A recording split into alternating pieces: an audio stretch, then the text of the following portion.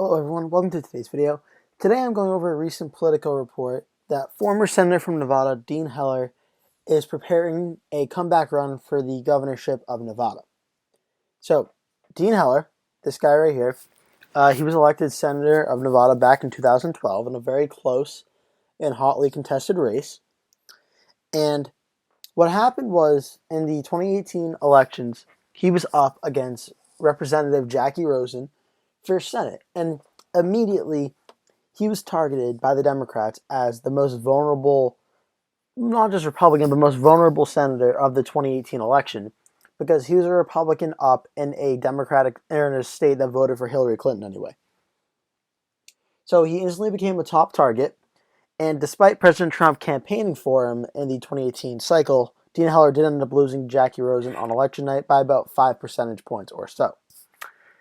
And so Dean Heller, before that, was around in Nevada politics for a while. So after 2018, my initial thought was, well, I don't know if this is the end for him, but if he does want to run and ever come back, it would make more sense for him to run for governor rather than senator. Because it is both my opinion and found in fact, in some regards, that running for governor and winning is a lot easier than running for senator and winning. Because when you run for Senate, it's more of a nationalized, almost presidential type election environment. Whereas you're running for governor, a lot of times it depends on what the state wants and who the people in the state like better of the two candidates. It's much more localized. For instance, I'm from Massachusetts. We have Charlie Baker, a Republican governor. Massachusetts will never elect a Republican senator, but we'll elect Republican governors if we feel they are the better candidate. And Dean Heller being interested in a run for a governor in Nevada makes a lot of sense when you think about it. He is someone that has been around in Nevada for a while. People in the state know his name. And it's not like that he's so unpopular that he couldn't get elected. He was senator from 2012 to 2018. So the people did vote for him statewide. So he already has a track record of at least winning once. He was meeting with a lot of GOP governors and party leaders at the Republican Governors Association and the conference in Nashville, Tennessee. And he was speaking, and it sounded like to a lot of people he was very interested in running for governor in 2022 against Steve Sisolak. The most important part that I took away from this is Steve Sisolak has a 48% approval rating to a 43% disapproval rating. So he is more approved of than disapproved of, but that is not the biggest margin. A 5-point margin, both in the 40s, is not necessarily the greatest place to be in. You would hope for a Democratic governor in a swing state, you would hope that the approval is at least above 50%. Because when it's under 50%, that means the candidate is vulnerable. And Dean Heller is going to see this 48-43 as an opportunity to go out and potentially run against him for governor. And why I think Dean Heller would be one of the better candidates for this seat is because there have been some other Republicans who have announced they might be interested, like Marco Motti, he's a state rep, Republican Clark County Sheriff Joe Lombardo, and North Las Vegas Mayor John Lee. They have all expressed interest in this race. Dean Heller is by far the biggest name mentioned that comes to mind. A lot of people, both in Republican and Democratic circles, know who Dean Heller is. And Dean Heller, in a primary, there might be issues where some of his opponents might try to say he didn't support President Trump enough, but he'll probably come back with saying President Trump endorsed him in 2018, and then that's kind of really hard to argue against because he did, and President Trump campaigned to help make sure Dean Heller would win. So he could probably get around that issue, and then if those issues are washed, it comes down to, well, who has the bigger name, who is more well-known. And it sounds like Dean Heller is more well-known than a lot of these people in these races are.